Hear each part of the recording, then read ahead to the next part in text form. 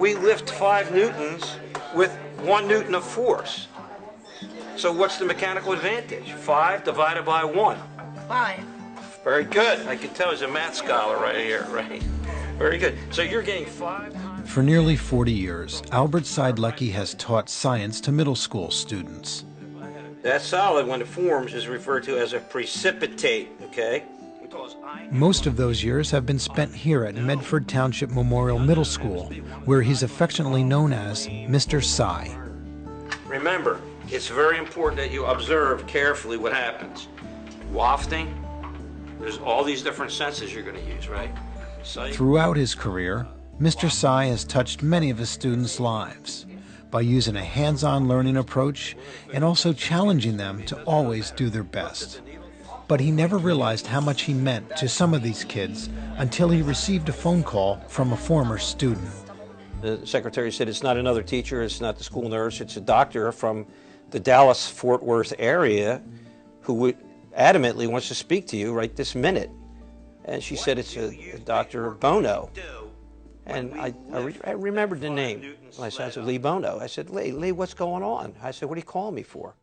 Lee was one of Mr. Sci's students from the mid-'80s, and since then has become a noted neurosurgeon.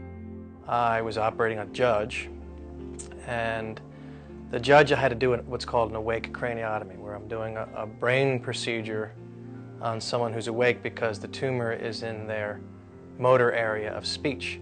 The judge had difficulty speaking, and after the surgery was finished, he could speak, and he was crying, and the wife was crying as well, and I was at the bedside. He said, you make sure that you thank Mr. Sci.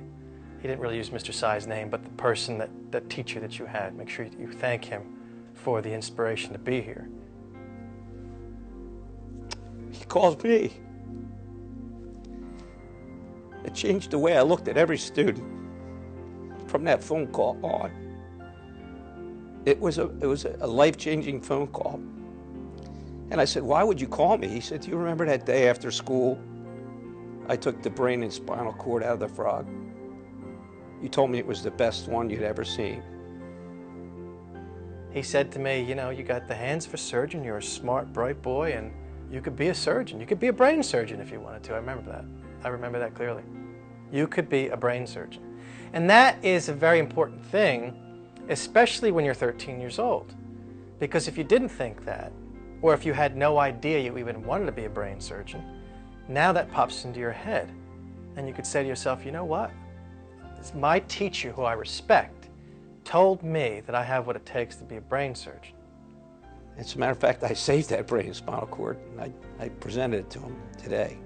Strange as it may sound, Lee, I saved the frog's brain that you removed from your frog 25 years ago. Are you kidding me? And what I have here is I'm sure that you could probably find a spot to hang this if you ever can get out of the operating room and into your office.